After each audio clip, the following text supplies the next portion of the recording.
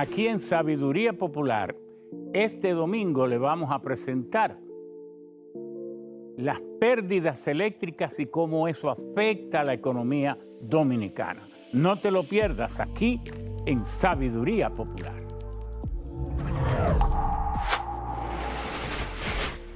Bienvenidos a Sabiduría Popular, el espacio donde el conocimiento, la historia y la cultura se entrelazan para entender el presente. Hoy en Sabiduría Popular, el ingeniero Ramón Alburquerque nos guía en un profundo análisis sobre uno de los mayores desafíos del país, las pérdidas de electricidad en República Dominicana. Con invitados expertos abordaremos las causas, las consecuencias y las posibles soluciones para un problema que afecta la economía nacional y la calidad de vida de todos los dominicanos. En nuestro comentario del día reflexionamos sobre la reciente entrega del Premio Nobel de la Paz a María Corina Machado, un reconocimiento que despierta debate en toda la región.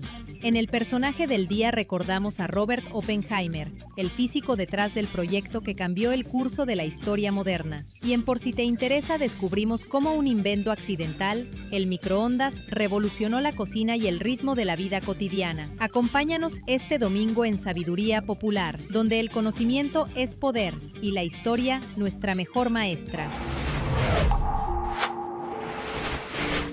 Saludos amigos de Sabiduría Popular. Vamos a hacer un comentario actualizado, un comentario fundamental en la lucha por la libertad y la democracia de nuestra América Latina. Una América Latina que está sometida hoy a una situación extremadamente difícil. Por un lado, la lucha para que los gobiernos sean legítimos. Pero a esto se agrega también el caso de la presencia militar en el Caribe de la potencia más grande del mundo, de Estados Unidos. Y no lo ocultan, dirigido específicamente a Venezuela y amenazando que pudiera ser a Colombia, tras declarar al gobierno de Maduro un cartel de los soles. ¿Cómo terminará esto para Estados Unidos? Por un lado, la presión interna impresionante de los narcotraficantes, de los vendedores de drogas en detalle y de los millones de adictos que tienen, donde en muchos estados se han declarado enfermos. Incluso se les garantiza el suministro de las drogas mismas. Y por otro lado, ¿dónde parará América Latina? Que por las ansias y la actitud devoradora de sus oligarquías, no han reparado en convertirse en la fuente de producción, elaboración y exportación de droga más grande que haya conocido la humanidad, y todo eso se ha dado en América Latina. En ese lugar entre Perú, Bolivia, Ecuador, Colombia, Venezuela principalmente, pero donde muchos grupos de poder económico vinculados a la oligarquía y a los políticos, pues han hecho de los ingresos de las drogas sus ingresos principales. ¿Cómo terminará todo eso? Y ahora, ¿dónde terminará Maduro con este último golpe que se le ha asestado? Ya no por el gobierno de Estados Unidos, declarándolo un objetivo criminal, porque al declarársele cartel de los soles, cae dentro de la ley 10 interna de Estados Unidos, que lo puede perseguir donde quiera que se encuentre, por lo menos conforme a la ley de Estados Unidos, como un crimen que se haya cometido en casa contra la sociedad estadounidense. En esto viene ahora el comité noruego del Premio Nobel de la Paz y le otorga no a Trump como se esperaba y se buscaba, sino a María Corina Machado el Premio Nobel de la Paz. A una mujer frágil, pero valiente, decidida y que ha acumulado un liderazgo que redime todos los abusos que se hayan cometido contra el derecho al voto y el derecho a la expresión libre y democrática de los pueblos. De todas maneras, estos son temas que debemos estudiar porque irán desarrollándose en los próximos meses y años. Muchas gracias.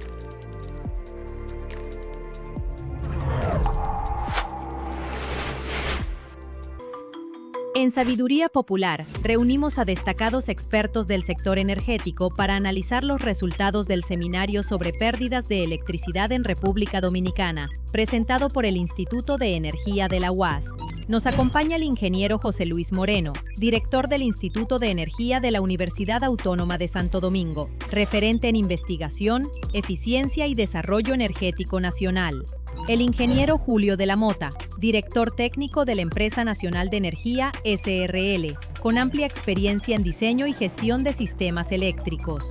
El ingeniero Joel Molina, quien se desempeñó como director de reducción de pérdidas de Edenorte entre 2012 y 2020, aportando una visión práctica de las estrategias implementadas en el sistema eléctrico. Y el ingeniero José Adelis Contreras, con una sólida trayectoria como director de proyectos financiados, 2020 a 2021, y director de reducción de pérdidas de Edenorte, 2022 a 2024. Un panel de lujo para entender a fondo las causas, los avances y los retos de la pérdida eléctrica en nuestro país.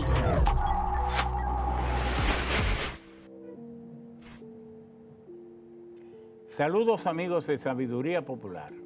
Hoy tenemos el tema fundamental, las pérdidas eléctricas y sus consecuencias económicas.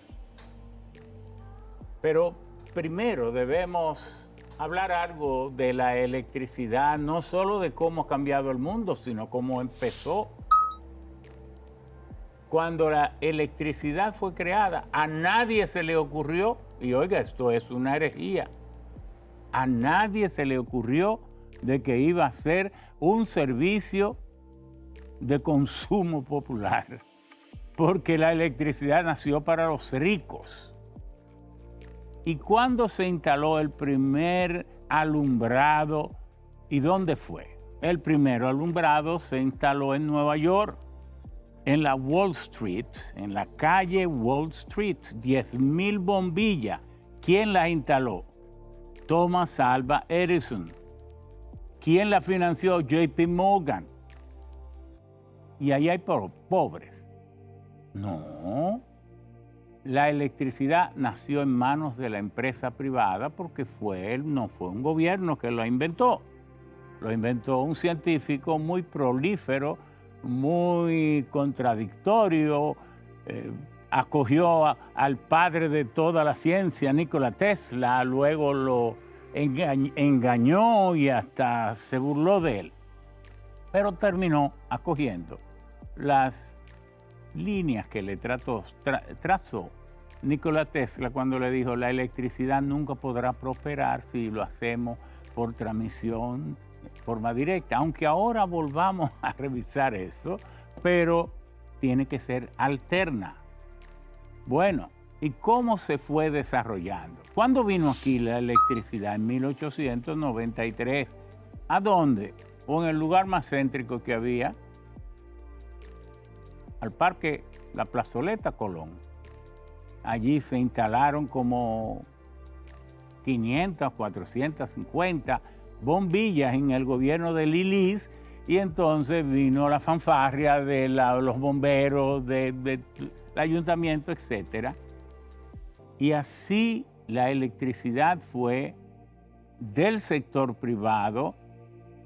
Llegó aquí en esos años para concretarnos a nuestro país, pero en cada pueblo a alguien se le ocurría, encontraba económicamente viable comprar una planta de 100 kilos, de 200, de 300, de 500 y electrizaba a quienes podían pagar. El pobre nunca tuvo electricidad. Pero lo que estamos diciendo es solo por historia. La electricidad es el derecho humano tal vez fundamental que vivimos, pero se fue desarrollando así y en 1929 se le otorgó a la Compañía Eléctrica Santo Domingo, pero eso no quiere decir que no hubieran aquí en Santo Domingo muchas plantas en barrios y en lugares, claro que sí, pero más o menos en la década después de la Segunda Guerra Mundial, se fue creando un problema. ¿Cuál? Los pueblos fueron haciendo la electricidad un derecho humano, una cuestión suya. Y entonces ya las empresas, cuando por ejemplo el gobierno de Trujillo lo llamaba y le decía, yo fui al barrio Mejoramiento Social, y ahí quieren electricidad todo. Por favor, instálesela. No, déjeme hacer los cálculos a ver si me conviene. Trujillo dijo, no puedo tolerar eso. Eso me hace daño políticamente. Y entonces, mediante el 19 de enero de 1955, emitió el decreto 555, creando la Corporación de Electricidad Dominicana. Y ahí mismo se lanzó el Plan 1955-1965 a 10 años para instalar 100.000 megas. Pero solo instalaron 52%. Y ahí empezó con la empresa recién instalada, recién adquirida, recientemente pública, los déficits. Y ya, como tengo mis invitados que vinieron a esto, les vamos a entregar a ellos el desarrollo de la historia, porque luego de este plan vino otro, que Balaguer, como ese no se cumplió, pero entonces en el 1968 vino Balaguer y lanzó otro del 68 creo que fue hasta el 78, que tampoco se cumplió. Y bueno, el que se llamó Sofrelec, ese apenas se cumplió en un 25%, y se aspiraba que un 40% fuera hidroeléctrico. Y es lo que hizo el amigo Marcelo Jorge, que no solo hizo un buen diseño, un plan de expansión, sino que salió por el mundo a buscar, y yo lo acompañaba porque yo, al igual que él, muy jovencito, yo tenía el gobierno de Salvador Jorge Blanco, me hizo secretario técnico de la presidencia y yo tenía 28 años, pero además me agregó que yo fuera el presidente de la refinería y el presidente de lo que hoy es el Ministerio de Medio Ambiente, que entonces se llamaba CONATEF, Comisión Nacional Técnica Forestal. Por eso, todos esos proyectos, ese de Novillero, de ahí de Villa Altagracia, todo eso lo hicimos nosotros, nacieron de nuestra concepción. Bueno, entonces Marcelo hizo un excelente trabajo, lo dejó con financiamiento que solo había que ratificarlo, pero vino Balaguer y renunció. Ahora yo propongo que al presidente, al director del Instituto de Energía de la UAS, lo invitemos a que continúe o diga lo que quiera sobre este programa, pérdidas y consecuencias económicas. Perfecto. O sea, en el Instituto de Energía recientemente coordinamos un panel sobre justamente ese tema. Se invitaron a varios profesionales que tienen experiencia en ese tema, sobre todo en manera particular, o sea, a presentar el caso de éxito que fue de Norte, que ha sido de Norte en el periodo 2012-2020 y posterior a ese también lo que se ha hecho, porque sigue siendo la empresa que mejor gestiona las pérdidas. Que en todo esto que hemos hablado, de todas estas pérdidas y todas estas cosas y todos estos planes fallidos que no se han desarrollado, vino alguien y del 2012 al 2020, y eso fue en EDE Norte, y es este joven ya maduro, Joel Molina, el que logró reducir las pérdidas de cuánto a cuánto. Bueno, eso lo puede decir él, pero estaban en 30 y algo, ¿no? O sea, al principio y llegaron a 19, ¿no? O 20. Cerca, 20, o sea, que realmente una reducción notable. Entonces, este programa debe desarrollarse de que si es posible cambiar Claro. lo que existe, porque si alguien lo hizo, se puede repetir. Claro. Si alguien logró bajar a un 19, ¿por qué no se puede en las otras también? Sí, ese es el punto. Por eso ese panel, el objetivo era tratar ese caso de éxito y ver que es posible. O sea, fundamentalmente que es posible porque dentro de todo el tema de eléctrico siempre hay un pesimismo notable y realmente hay que cambiarlo por un optimismo. Sí se puede y podemos hacerlo.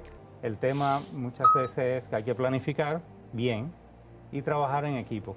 O sea, porque el éxito, como lo va a decir ya después Joel Molina, en voz propia, se debe a toda una forma de estructurar el tema de lo que son gestionar las pérdidas. En las sedes, las que son las pérdidas no técnicas o lo que es el robo de energía, para que la gente lo entienda mejor. O sea, y ese fue vamos a decir, la conferencia cumbre de ese panel. Y por eso estamos aquí, para transmitir. Bueno, pero yo estuve ahí y me di cuenta que cuando la gente dice se pierden 1.800 millones de dólares y ese es el subsidio que el gobierno tiene que dar. Yo ahí vi que hay 850 que vienen de subsidio, pero subsidio que dice la ley. Entonces no podemos mencionar eso como pérdida. No, eso es un subsidio que la ley. ¿Saben quién introdujo eso? El Fondo Monetario y el Banco Mundial fueron a verme, yo era el presidente del Senado. Me dijeron, mire, usted de alguna manera se las arregla para aprobar las leyes que nunca se han podido aprobar aquí. ¿Por qué usted no asume la electricidad, que usted sabe que esto es tan fundamental? Yo le dije, pero está bien, mire, lo voy a asumir. ¿Qué ustedes me recomiendan? Entonces, la gente del Fondo Monetario me dijeron, coja los 3 proyectos, que hay por ahí un chileno, etcétera, etcétera. Nosotros mismos le vamos a ayudar y entonces usted va a preparar un proyecto único. Y así lo hicimos y lo sometí. Entonces, una noche, en mi casa, como a las 4 de la tarde, una tarde, dije, voy a hacer la nueva estructuración. Y terminé a las 7 de la mañana. Y a esa hora llamé a César Sánchez. Te mando para que lo vea, pero devuélvemelo que lo voy a aprobar hoy mismo en el Senado, en primera lectura. Entonces, convertí la CDE en CDEE, pero la dejé como holding.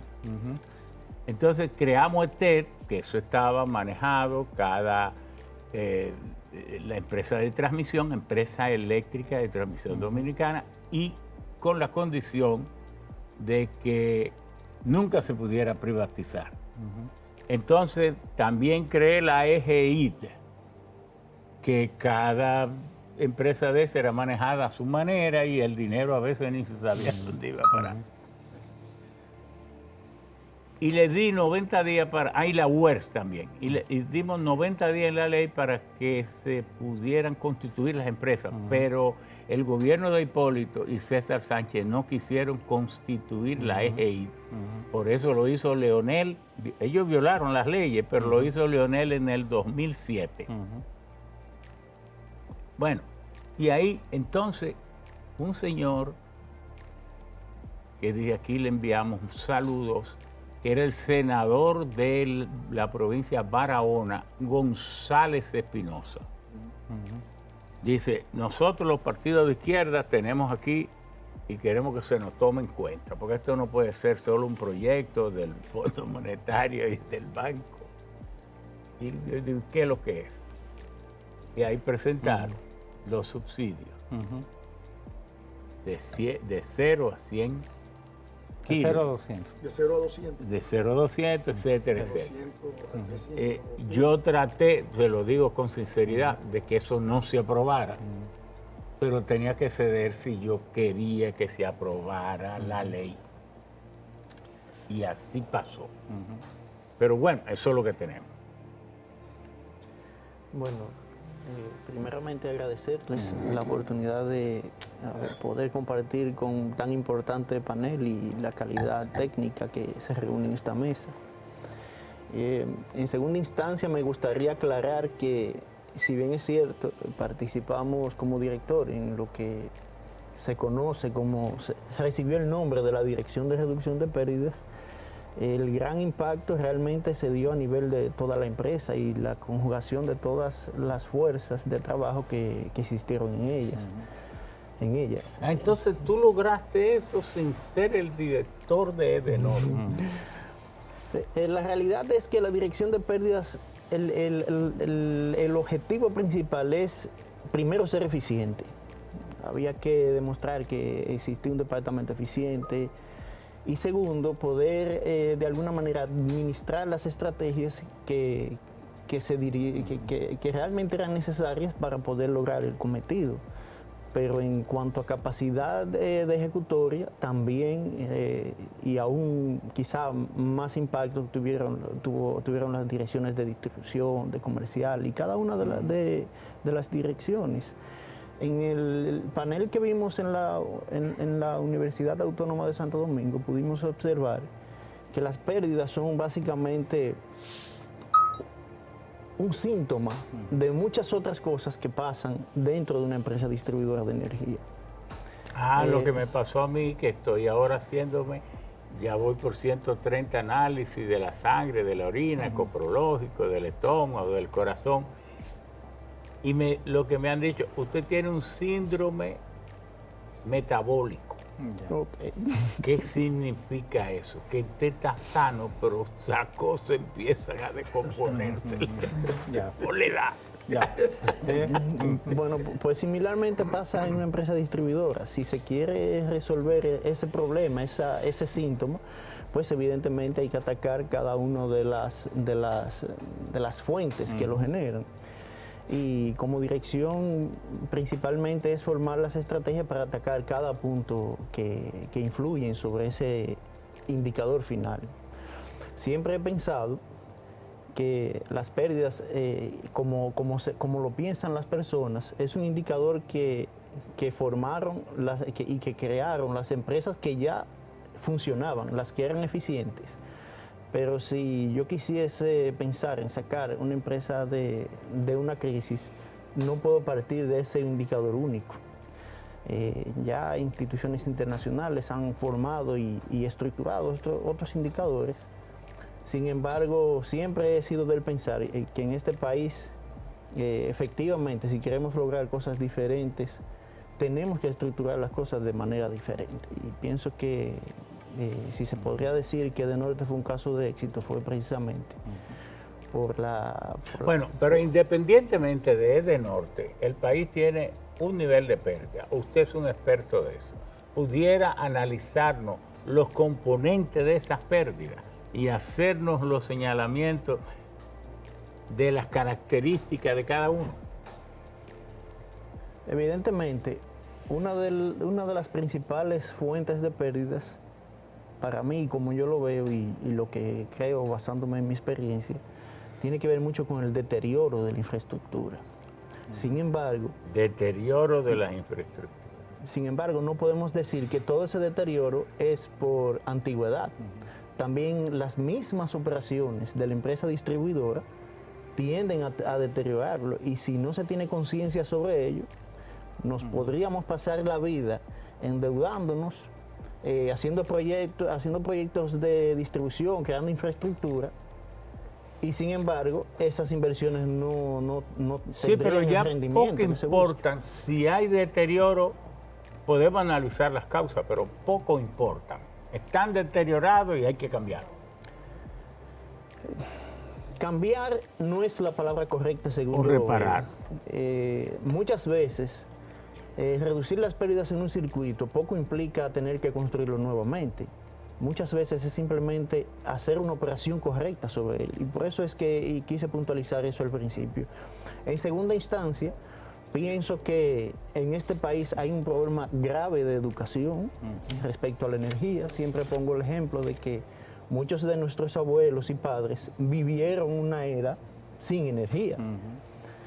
Y este es un problema que cala toda la infraestructura de pensamiento, porque usted puede adquirir un apartamento y posiblemente se encuentre un tomacorriente mal instalado y no hay un respeto sobre lo que sería un código eléctrico como país.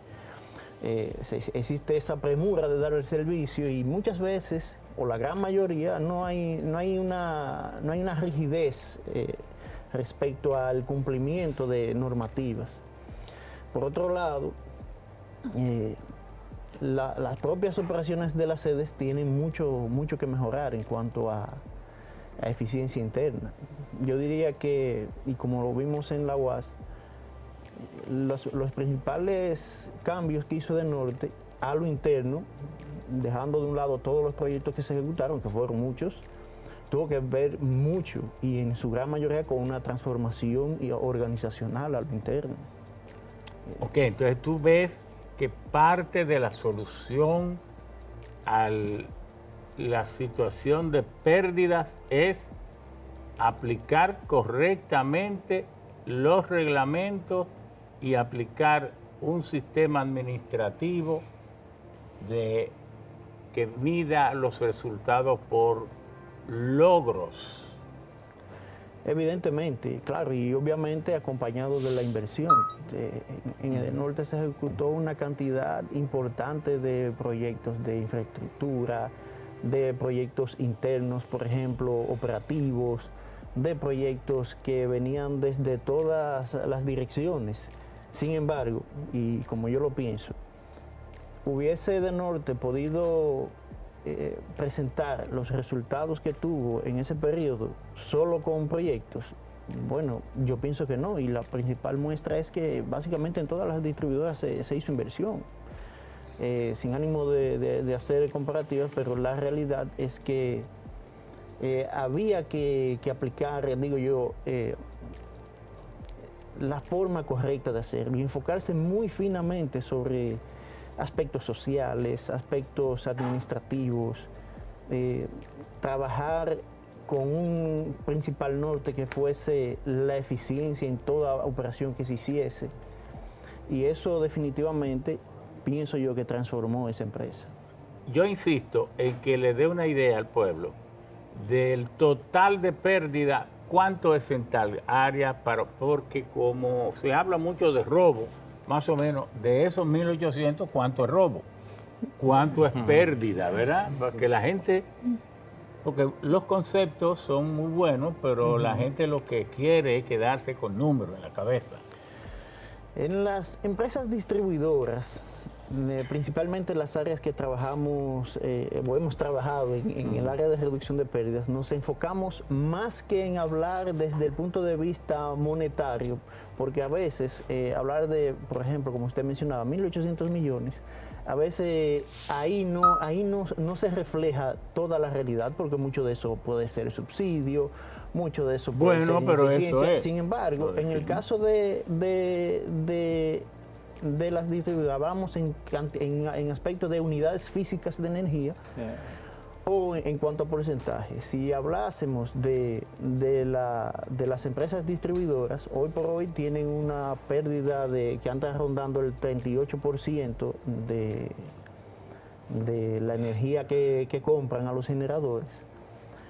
Eso es un número que efectivamente le pasa factura a toda la sociedad.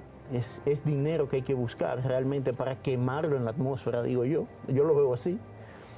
Y efectivamente, o sea, es una situación, a mi juicio, inalcanzable e insostenible. Bien, pero de ese 38, eso es todo pérdida técnica y robo. Sí. Ahí no están implicados los subsidios. No. Cuando hablamos de unidades físicas de energía, hablamos simplemente manzanas que se pierden en el camino al mercado. Entonces, el verdadero déficit puede ser mucho más cuando englobemos todo. Sí, definitivamente, y hay que ver, va a depender con la lupa que se vea. Si hablamos solamente de unidades físicas de energía y hablamos en función del porcentaje, Y ya en cuanto al aspecto técnico de distribución, podemos decir que ciertamente, por el deterioro, principalmente, las pérdidas técnicas tienen un nivel que es relativamente alto comparado con la región, pero las pérdidas que son no técnicas son la gran debilidad de las empresas distribuidoras.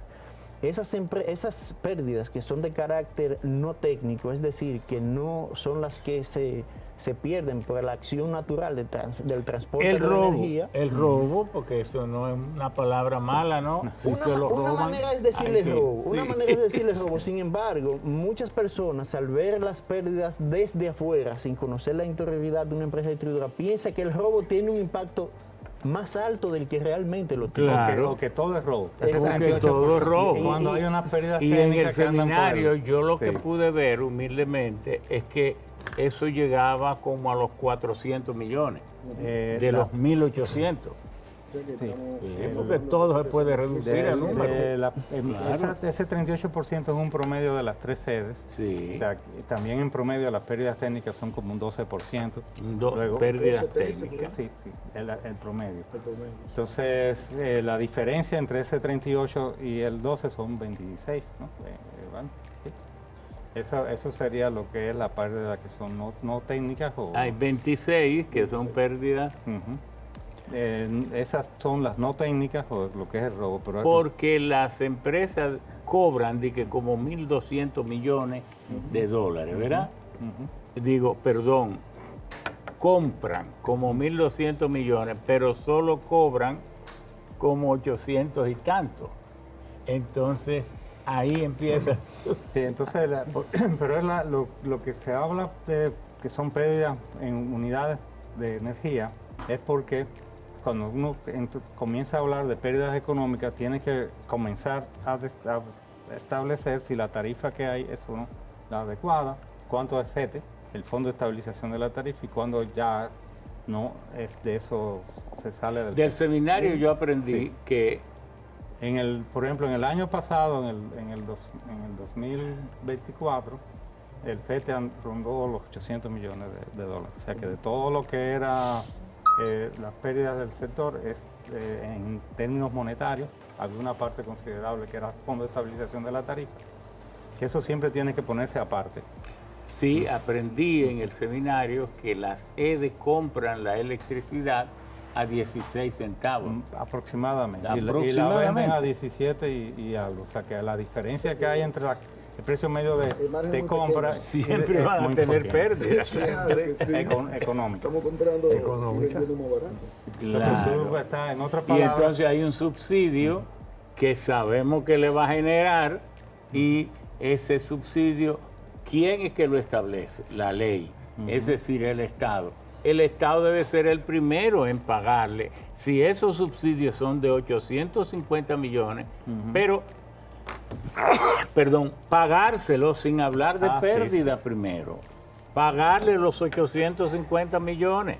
sí, el tema que Porque ellos están aplicando esos subsidios porque el Estado lo manda. igual que el tema del bono luz, que es una cantidad también que está incluida en ¿A cuánto asciende? el bono luz creo que anda por los 100 y algo millones de Sí, yo oí que 105 millones. Y no todo el mundo Entonces, ¿cuál es el tema? Ese no necesariamente no entra a la EDE, porque se da una tarjeta que tiene otros subsidios, ¿no?, incluidos, y sería mucho más interesante que realmente se le Bueno, transfiriera llegamos a la primera directo a pausa. la EDE. A la primera pausa de Sabiduría Popular. Vamos a hacer este descanso para compromisos comerciales y todo eso, pero inmediatamente vamos a seguir con nuestros invitados. El doctor o ingeniero Julio de la Mota, que es cabeza de una empresa privada que está también dando servicio al pueblo dominicano en el campo de la energía, y también un ex director o director de pérdida, no sé, de Edenorte, que es el ingeniero José Adelis Contreras. Vamos a la pausa y volvemos.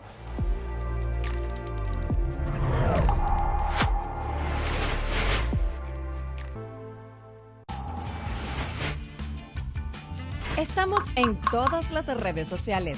Síguenos en YouTube como Sabiduría Popular RD, Facebook Sabiduría Popular, Instagram Sabiduría Popular 7, Twitter o X Sabiduría Pop RD.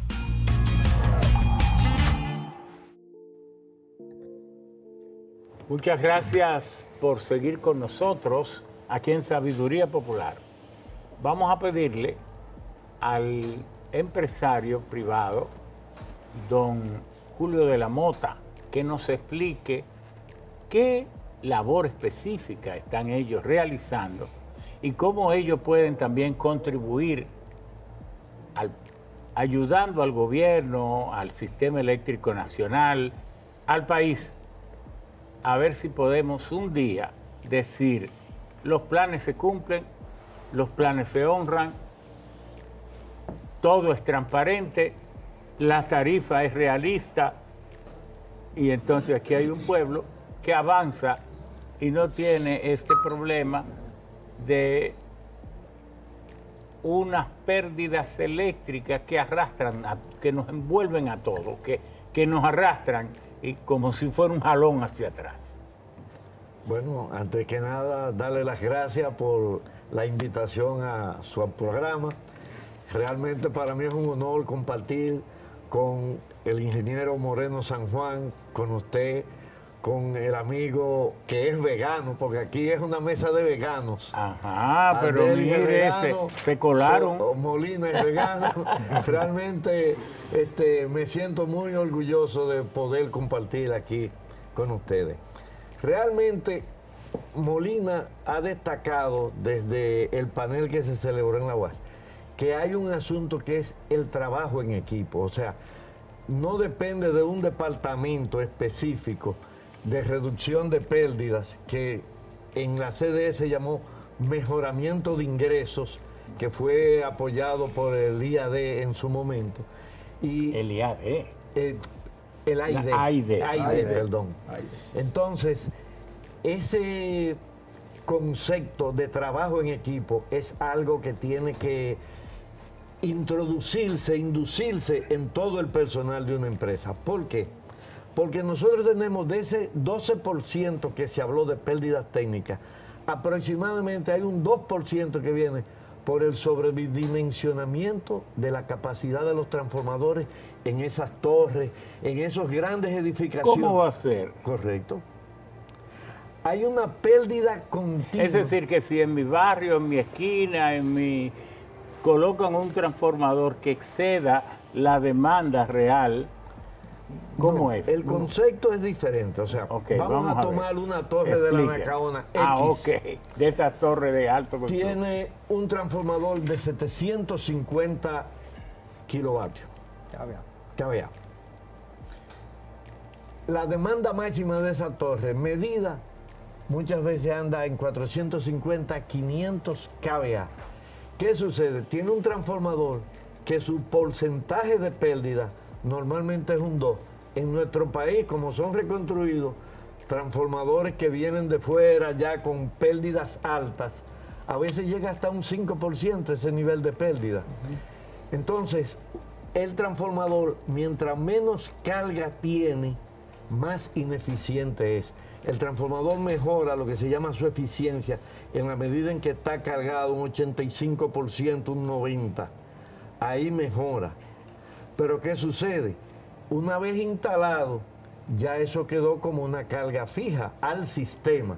Y aunque... Una pérdida implícita. Correcto, por transformación y por ineficiencia de la máquina que hace la transformación de la media a la baja tensión.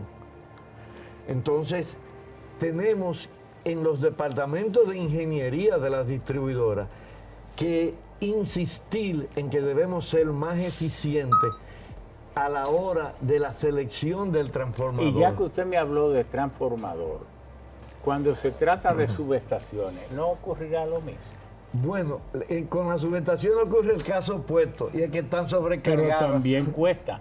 Sí, pero en nuestras subestaciones, paradójicamente, con lo que ocurre con las instalaciones privadas en baja tensión, llamémosle así, presentan un caso diferente. O sea, nuestras subestaciones, hay que poner más subestaciones y repotenciarlas, porque evidentemente la demanda nuestra ha ido en aumento, increciendo. He visto que el aumento anda entre un 7 y un 8%. Anual, correcto. Anual. Sí. Es decir, Últimos que años. duplica lo que es el crecimiento real de la economía. Sí, sí, sí. Ahora, Sí, Es que es sencillo, ingeniero. la proyección era un 5%, pero realmente ha estado entre un 7 y un 8%. Ingeniero, es sencillo. Llevándolo a lo práctico, usted toma Naco, Piantini. ¿Qué era Naco, Piantini?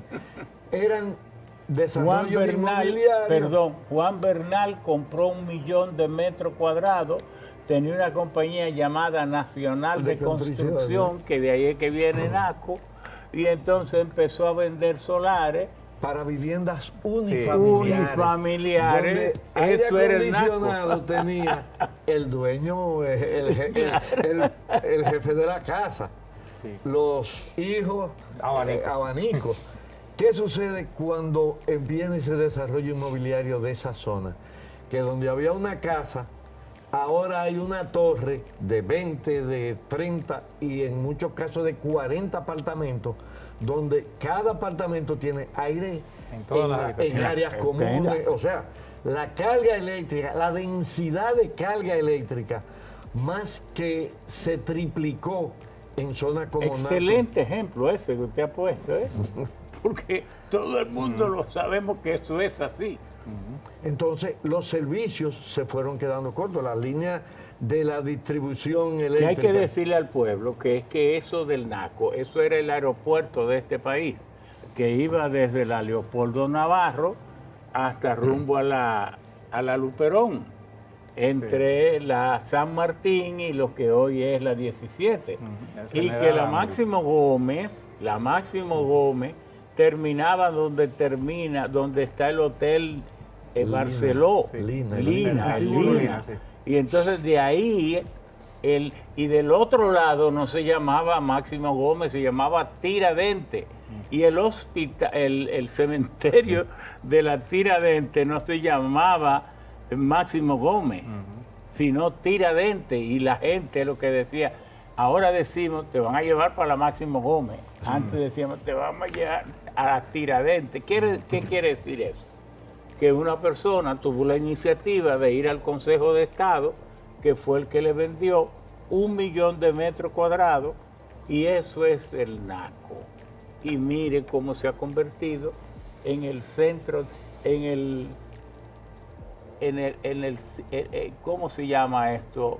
En el Times Square de Santo Domingo. Entonces, eso trajo como consecuencia que los servicios que estaban diseñados para viviendas unifamiliares en cuanto al servicio de agua, de electricidad, de repente la densidad de carga de todos los servicios se multiplica por un factor X y entonces vienen los problemas. NACO, especialmente, los bancos, había un banco en específico que el UPS salía de servicio porque ya no aguantaba más, porque el voltaje bajaba en horas de la noche, en lo que le llaman las horas pico de nuestro sistema, que empieza a las 7 de la noche normalmente y dura como hasta las 12.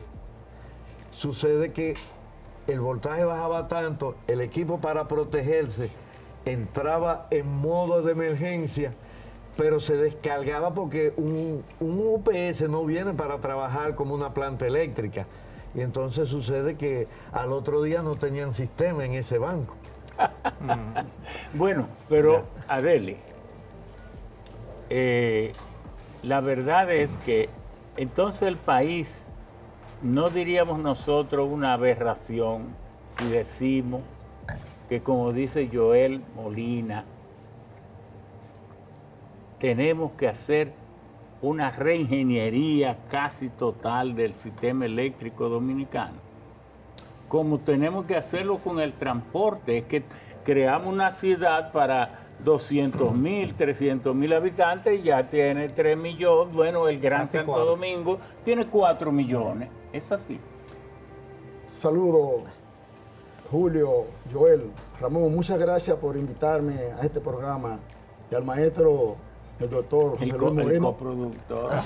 José Luis Moreno San Juan, realmente para mí es un honor estar aquí con ustedes. Pero yo voy a partir de una realidad, que es el número real que se nos da ahora como pérdida. Se habla de un 38%. Yo pienso que cuando hablamos de ese número, somos un poco, diría yo, debiéramos ser más considerados. Porque si bien es cierto que el 38% es la media de las 3 EDES, hay una EDE que por El 54.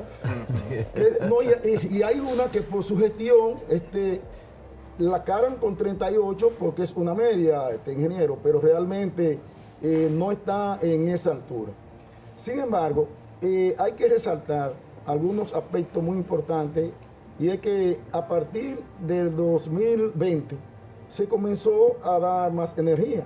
Eso quiere decir que si en el 2020 abajo, es decir, en el 2019 nosotros dábamos un 89% de abastecimiento. Y habían los llamados apagones Y financieros. habían los circuitos privilegiados, diría yo, el A, B, C, D, donde el D era un circuito que sufría mucho.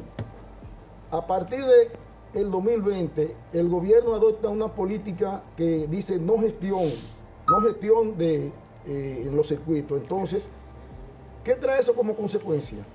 Que si yo doy más y cobro menos porque encima de eso, un incremento en todos los sentidos, menos en la factura eléctrica. La factura no ha sufrido incremento, o sea, no ha variado los precios.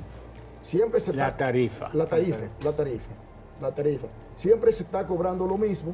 Sin embargo, los economistas, que son los que bregan con asuntos de números y cosas, nosotros respetamos cuando hablan de 1.800 millones de dólares, 1.850 millones de dólares de pérdida, pero a eso vamos a sumarle que por asuntos de seguridad también el gobierno implementó en las 3 EDES que se pusiera más lámparas, más iluminación.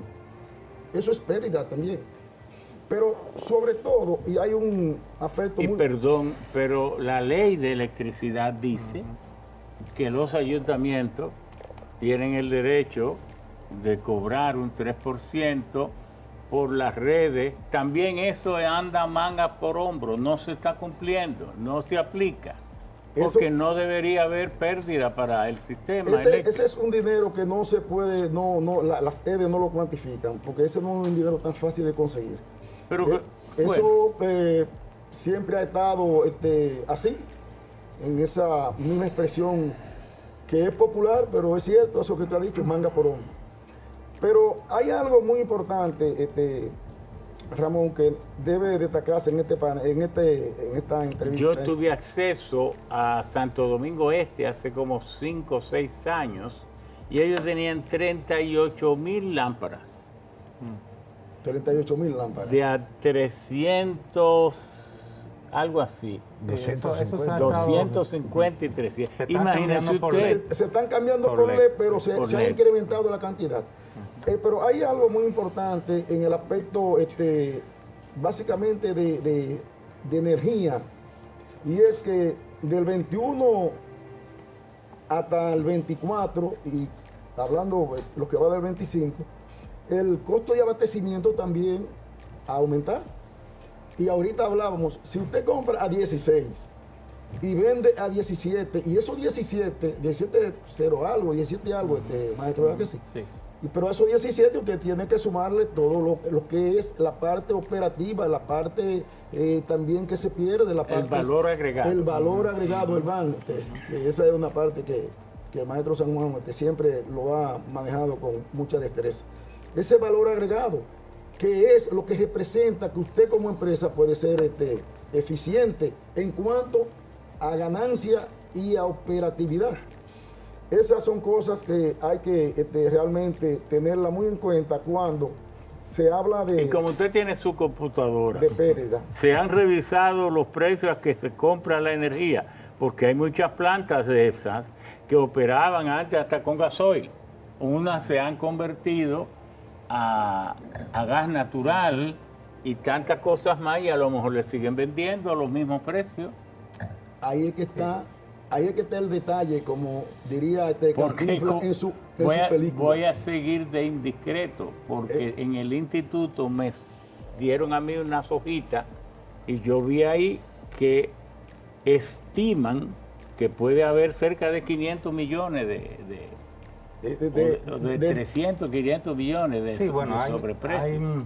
Hay un tema, con el costo de abastecimiento siempre se ha discutido eso, de que los precios de la venta de los generadores a las distribuidoras no deberían ser tan altos, pero para eso se necesitan licitaciones oportunas y que se establezca competencia en las ofertas, y eso en ciertas partes tampoco se ha hecho. Por eso es que a veces lo que partimos de lo que ya existe, y lo que existe es ese precio medio de compra, y lo damos por un hecho, evidentemente que el precio medio de venta no da para cubrir las necesidades de las redes, y entonces eso crea un problema de vamos a decir, recursos para hacer inversiones, y bueno, ahí viene Continúa. Pero como nosotros en este panel lo que queremos es, Ramón y a los amigos televidentes, es dar una luz al final del túnel, es decir, que la gente no crea que estamos totalmente frustrados, que todo se ha perdido.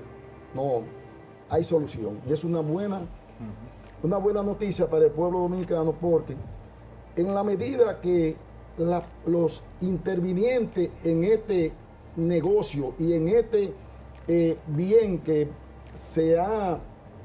hemos dicho que la energía es un activo de asuntos nacionales, de seguridad nacional, además es algo imprescindible para el desarrollo del ser humano.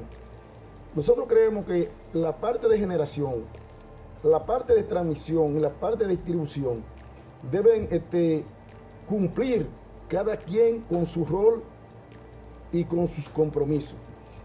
Si la parte de generación se acuerda instalar para entregar en X tiempo, es decir, en energía siempre se trabaja o se programa a corto, mediano y largo plazo. Que esos compromisos se cumplan.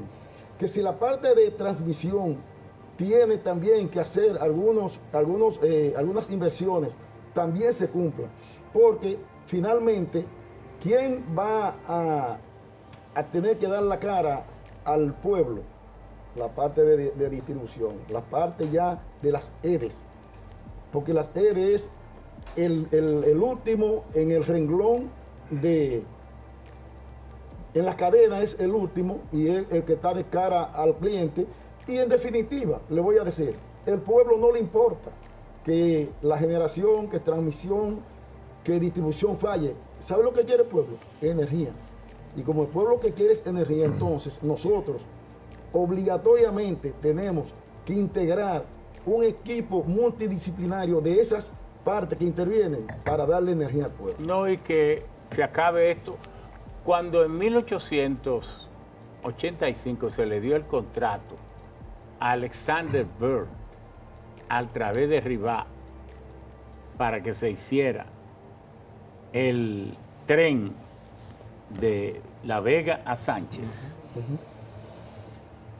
Esa empresa lo hizo en 2 años y 4 meses. Vino Lilith y dijo, esto es demasiado bueno. Y entonces contrajo el primer préstamo que tuvo el país de la Homo Corporation en 1887 para construir el tren de Puerto Plata a La Vega. Pero entonces aquel lo hicieron más ancho, la envergadura de los rieles, y nunca lo pudieron interconectar. Nosotros, el gobierno, compró toda la electricidad fue en mano privada. El gobierno la compró entonces en 1955 En 1989 empezó el proceso de privatización de nuevo. En 1998 viene Leonel Fernández y prácticamente regala. Porque nadie sabe dónde está la cuenta, cuánto dinero entró, nada. Se desvaneció. Bueno, pero Óigase, recuerdo en un momento, Ramón, que le interrumpa, que Leonel le dijo al pueblo que ese dinero no podía entrar a No, que tenía que quedarse fuera, porque eso iba a desestabilizar. Iba a desestabilizar la economía del está país. bien, pero no quiero Oye, llegar y eso tan lejos. realmente fue. Pero entonces, ¿qué es lo que queremos decir? ¿Y cuándo es que el gobierno va a ser el responsable de que las cosas se cumplan? Bien, Porque seguimos fallando. Sí. Y eso es lo que queremos, que todo esto se podrá resolver cuando haya una mano poderosa que dice, aquí esto se va a cumplir. Ya eso es algo más genérico, pero el tema fundamental de un sistema eléctrico es que hay que tener planes de expansión. Pero planes de expansión que no pueden ser indicativos. Ese es un problema que heredamos del proceso de reforma del sector.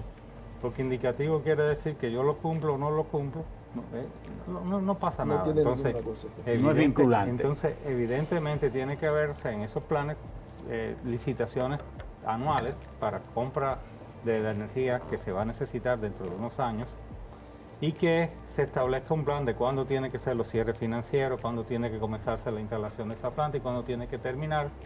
Y si no termina, entonces un régimen de consecuencias. Porque, por ejemplo, lo que ha pasado en este año es una evidencia de que no se puede nada más que confiar en que hay una empresa privada que va a hacer las cosas y si no las hace, ¿qué pasa?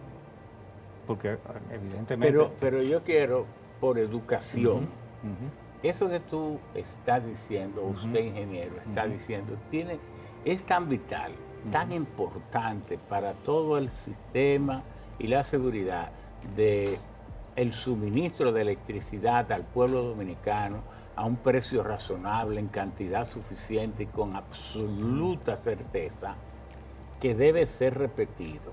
Usted está planteando de que eso de que fulanito firmó un contrato, de que el otro firmó un contrato, no, debe ser el ente nacional responsable de todo esto, el que sea, celebrar licitaciones para que exista competencia en las ofertas.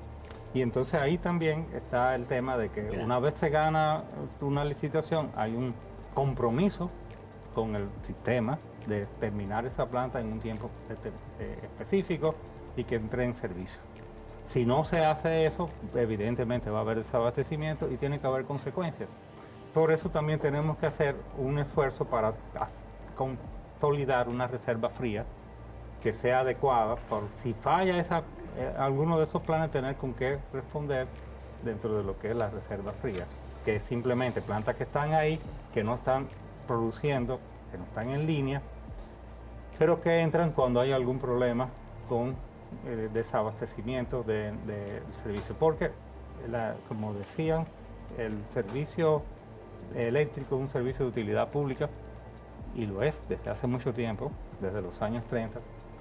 Aquí hay una ley que fijó eso como un servicio de utilidad Lenin, cuando llegó al poder en 1917, electrificar es desarrollar.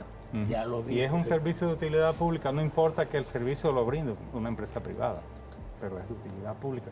Y por lo tanto no puede ser dejado al libre albedrío de esa ejecución o no buena del sector privado. Bueno, hemos llegado al segundo pausa, donde todos reflexionamos, replanteamos nuestras metas, a qué vinimos a este programa.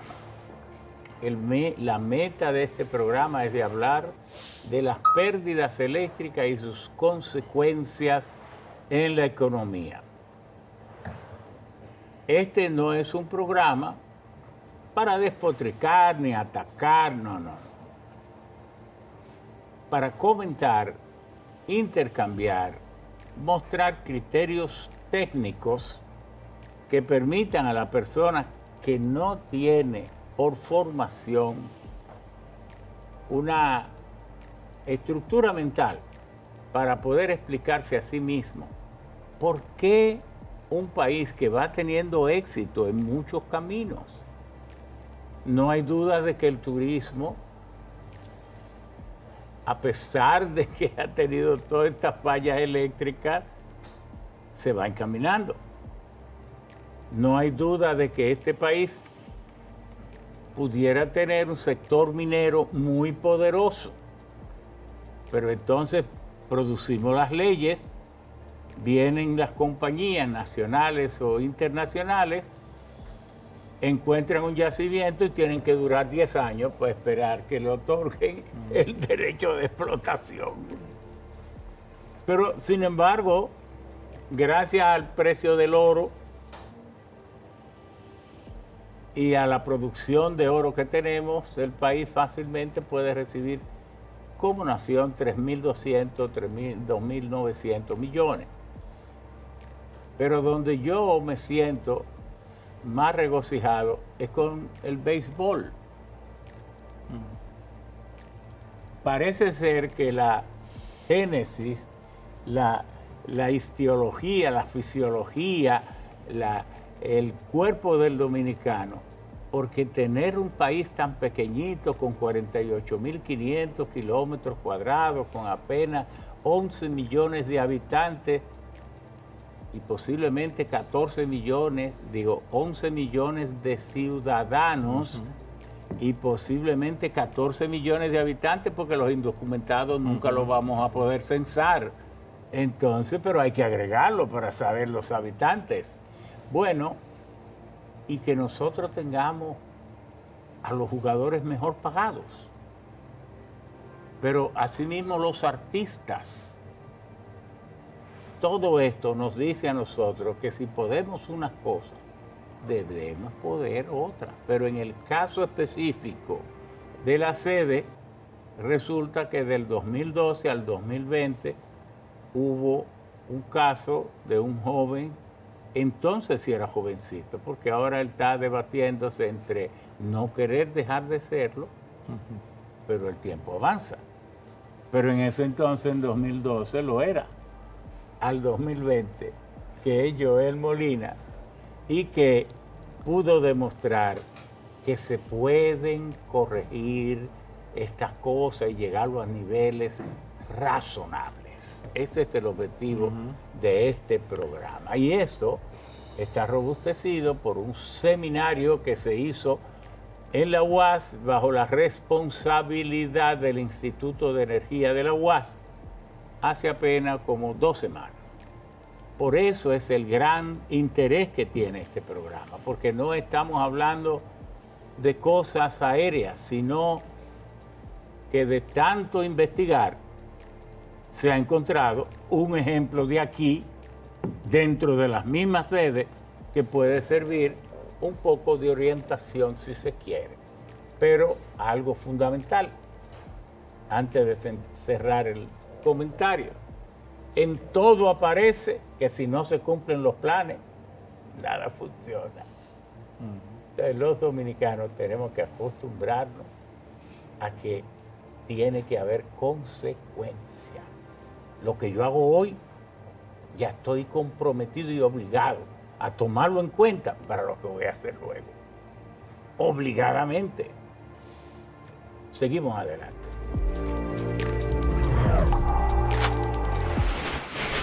Siga disfrutando de Sabiduría Popular.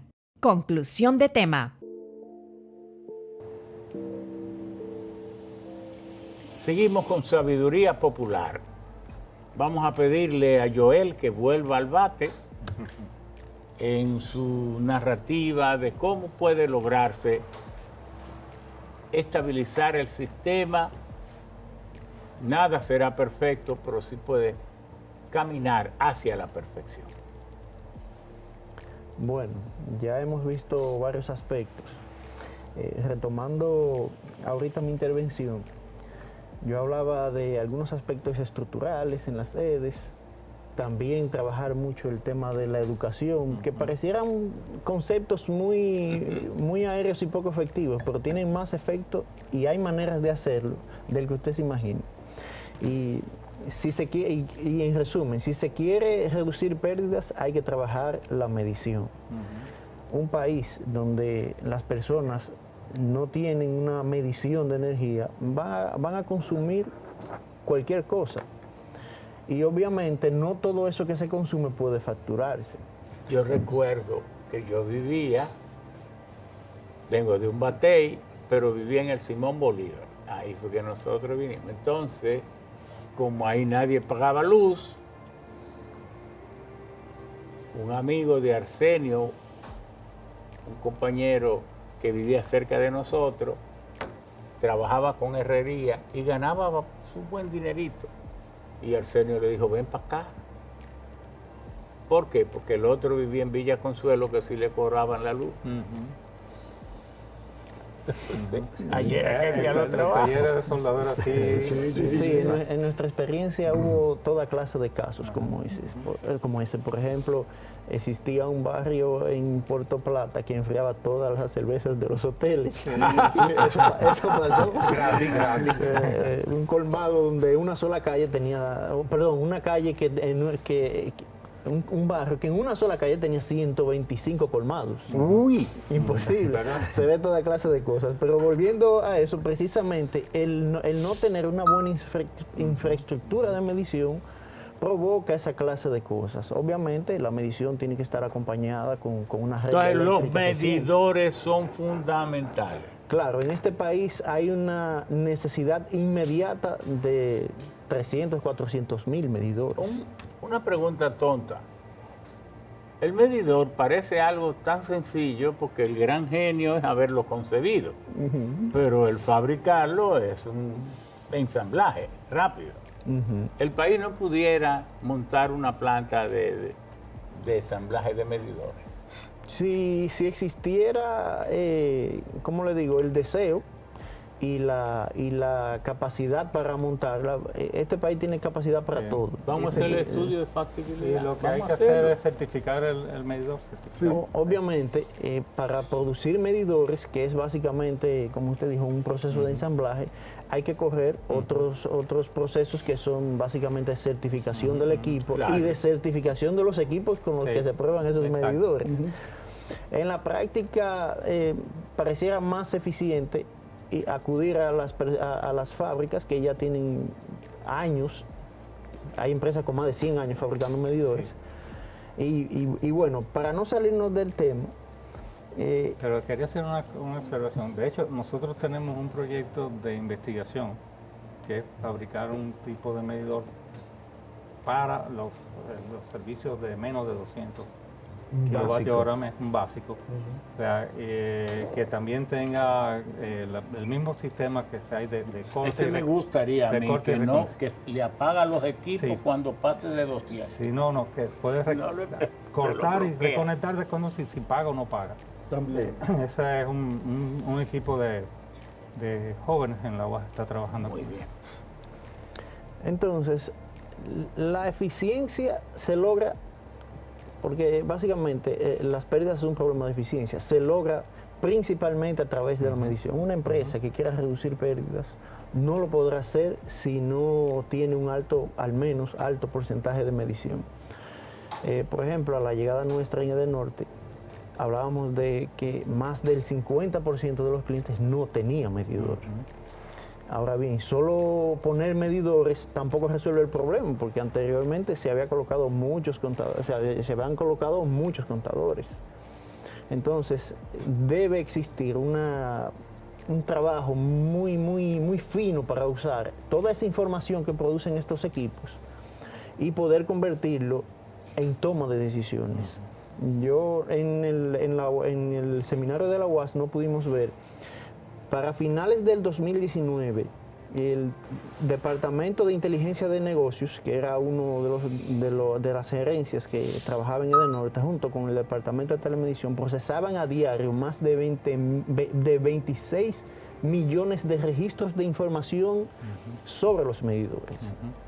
En ese momento, ya Edenorte Eso se hace en base a tecnología. Eso es todo tecnología. Sin que la gente se dé cuenta. Claro, para ese punto, Edenorte no solo exhibía un excelente indicador, hablábamos ya casi 16 puntos de reducción de pérdidas, sino que manejaba una operativa basada en datos que bien le podría haber servido a cualquier empresa fuera de este país. Es un ejemplo que yo uso siempre. Sí, que es algo que se logró con personal dominicano.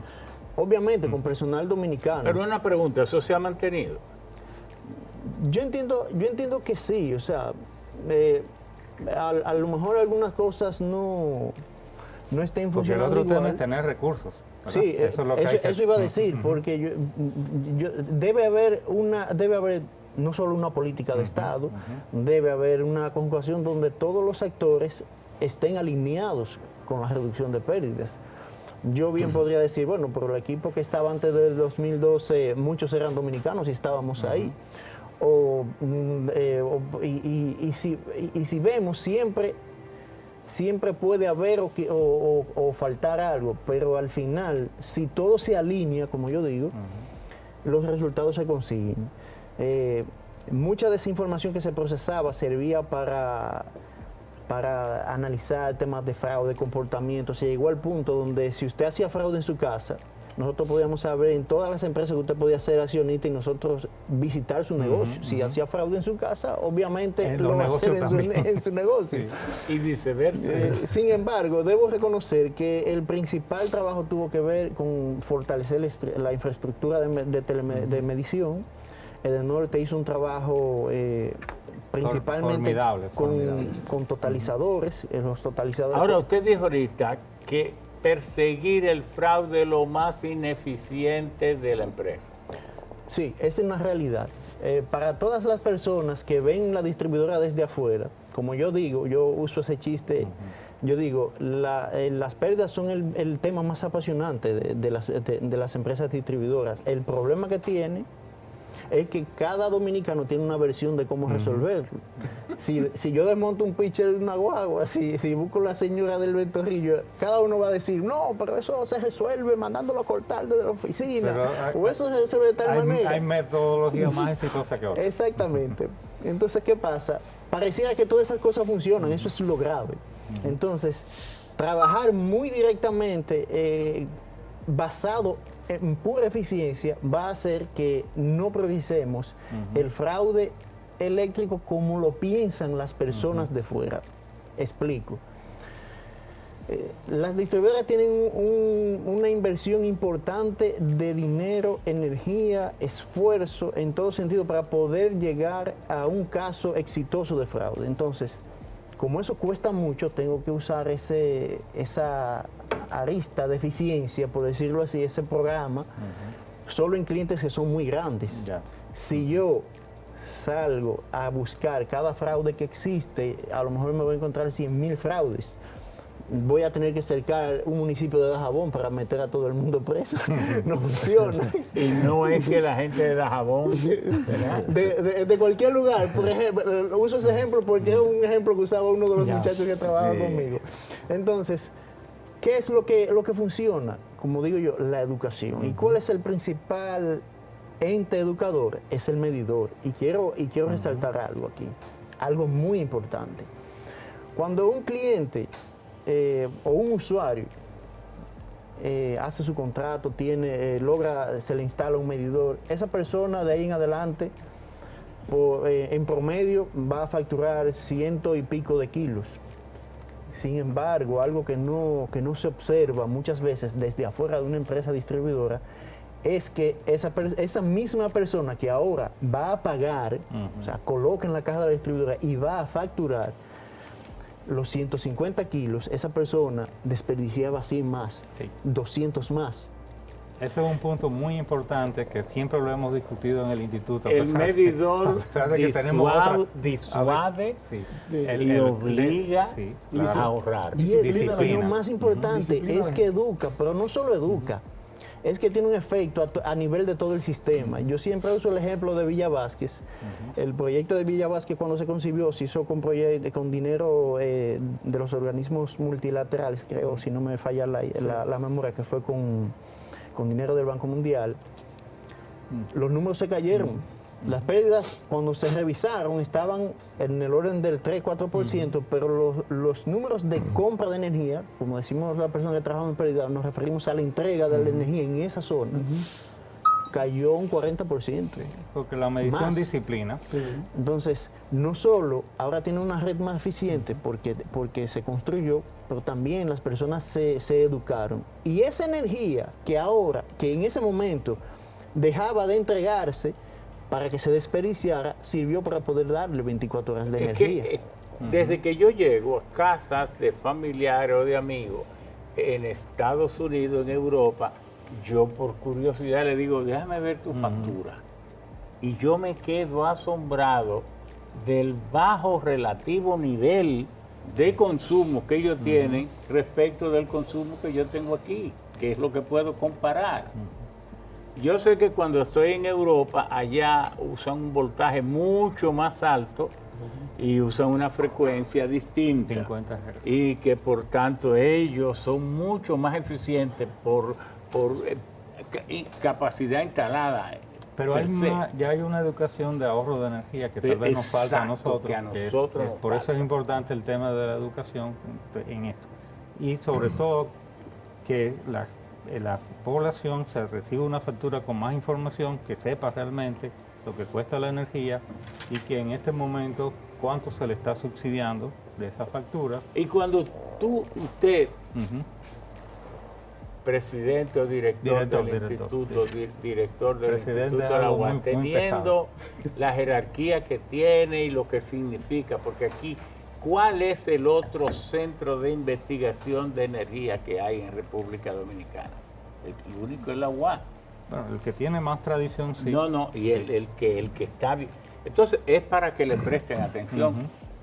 Cuando usted ha ido a esa oficina de la sede, le dicen la conveniencia que tendría de que aparezcan todos los subsidios. Eso siempre se ha aceptado como bueno y válido, el tema es que no se ha implementado. Pero es muy importante que se implemente, sobre todo que en algún momento que se puede estar hablando de un posible aumento de tarifa. Yo no estoy de acuerdo con que se aumente la tarifa sin que primero se transparente ese costo real de la factura por un tiempo y que la gente se discipline para tratar de ahorrar energía, porque también parte de la educación es cómo se puede ahorrar energía. Y la disciplina es eso, si tú sabes que realmente te va a costar más o te puede costar más, tú tratarías de ahorrar energía, que es lo que pasa cuando tú pones un medidor. Yo estaría de acuerdo con un aumento de tarifa, porque yo sé que para que desaparezcan los subsidios, la tarifa tiene que ser también transparente. Pero tiene que estar focalizado el subsidio, eso es No, lo que se está claro, hablando, y ahí es donde voy, que se transparenten los costos ocultos. Primero hay que transparentar los todos. costos y después comenzar con eso. De hecho, se había discutido ya en la parte del pacto eléctrico que se había, aunque no se completó, había una parte que sí estaba, que ningún subbloque puede estar por debajo del precio medio de compra. Y entonces, Ningún subbloque de tarifas, y eso básicamente va dirigida a la BTS, a la baja tensión simple, que es la que la mayoría de la población tiene. Para que dan una idea, ¿cuántos clientes tiene el sistema CENI? Casi 3 millones, 2 millones y algo, o sea, pero de eso Y de eso el 90%. El 80%. Ya en BTS. Vete. Por Entonces, favor, no estén tan calladitos, dicen en la producción No, que realmente, lo quieren. como dicen, cuando hablan los sabios, No. realmente a veces hay que No, saber callar hace- también. Aquí me está diciendo la producción. No. hay que hablar todo. Vamos. Pero para ahorita dijiste algo muy importante y tal vez no se completó, que es, ¿qué pasa cuando tú tienes un transformador muy grande para lo que tú necesitas, que hay unas pérdidas en el hierro, que son, no importa que tenga mucha capacidad o poca capacidad, y esas pérdidas están, y lo mismo Todo el tiempo. todo el Sí. tiempo, como si fuera Como si usado fuera al 100%. constante. Y eso es lo que implica esa pérdida, vamos a decir, ocultas. Sí, explícanos eso, pero también danos más luz sobre las subestaciones. Sí. Porque el pueblo sabe que las subestaciones tienen una función fundamental, pero no comprende totalmente eso que tú has dicho, de que estén casi al reventar muchas de ellas. Bueno, lo que sucede es que nuestras subestaciones ya tienen... ¿Cómo cuánto tiene el país? No sabe. El número de subestaciones, realmente no tengo el número en específico, pero realmente nuestras subestaciones fueron construidas en la época, la mayoría de los años 90 hacia acá. Muchas de ellas ya, por el efecto de ese crecimiento prácticamente vegetativo que ha tenido el sistema, aunque... Vegetativo, explosivo. Sí, sí. No, porque aunque no se haya hecho gran cosa, el crecimiento, cada vez que derrumban una casa y construyen una torre, ya él crece de manera vegetativa sin que se hayan instalado más industria o lo que sea. Este crecimiento eléctrico en nuestro país prácticamente nos ha arropado porque, como dijo el ingeniero San Juan, no hemos tampoco cumplido los programas de expansión y de compra de energía en ese sentido. Entonces, ese atraso, instalar una planta termoeléctrica conlleva 4 o 5 años.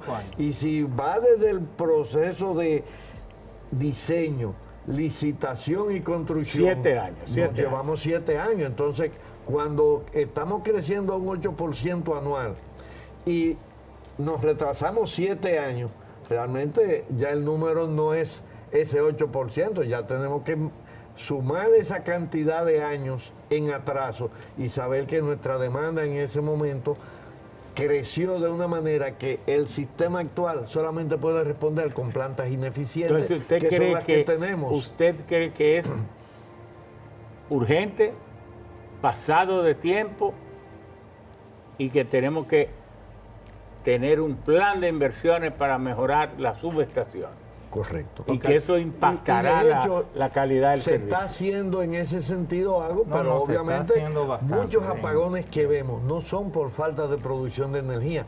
En el verano principalmente, es que hay una sobrecarga en los circuitos, los sistemas de protección no lo aguantan, disparan el circuito y obviamente uno ve un apagón Adele, habiendo energía. porque tenemos nada más ya 4 minutos. Realmente, cuando se habla de pérdida, es algo terrible. La pérdida, etimológicamente, si a nosotros 5 nos dice que se nos ha perdido, no estamos chequeando el bolsillo. Eso quiere decir que significa mucho. Pero yo le tengo una pregunta. Vamos a ver. Sí, la pregunta es, ¿cree que con el cambio de estación ya estamos metiéndonos al frío de otoño y todo esto va a caer, va a bajar tanto la demanda Baja el cacerol de 300 megavatios. que esta crisis aguda de los apagones se disipará? Pero ¿qué debe hacer entonces el sistema para que eso no vuelva a ocurrir? Bueno, realmente eso es cierto. El cambio de la estación trae consigo los sistemas y los consumidores baja, porque la demanda baja bastante, baja alrededor de unos 350 megas. Eso quiere decir que los circuitos nuestros van a tener un alivio, porque el deterioro que han experimentado los circuitos en tiempo de verano, entonces ocurre lo que decía el ingeniero Julio de la Mota, y es que se calientan, se disparan las subestaciones por sobrecarga, porque están por encima, porque esos mismos transformadores que están sobredimensionados en su capacidad, en las torres, en algunos sitios, En las subestaciones no. le producen una situación calamitosa a las subestaciones nuestras, porque esa pérdida se refleja en ellas, que son las que tienen que soportar.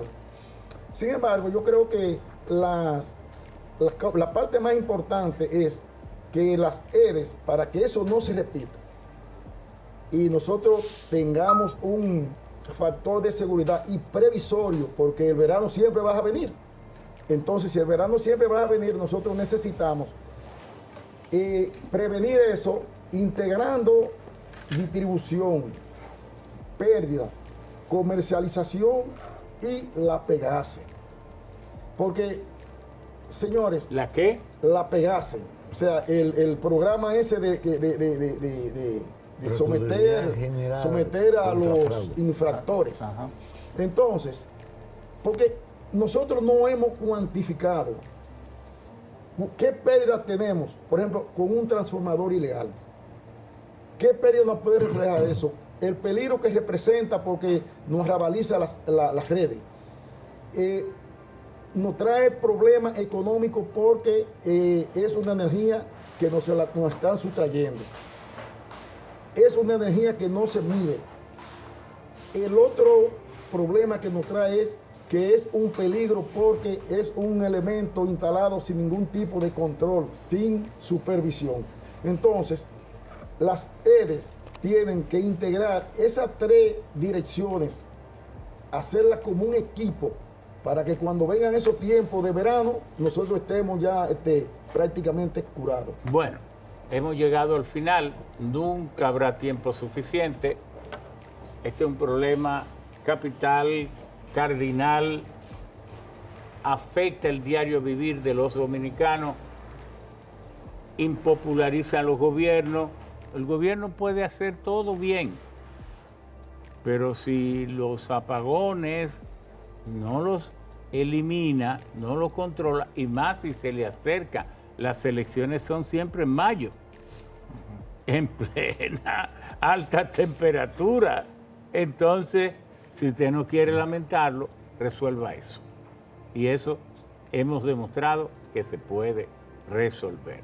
Muchas gracias aquí en Sabiduría Popular por su perseverancia en creer que nosotros, junto a ustedes, podemos educarnos para comprender mejor los problemas del país.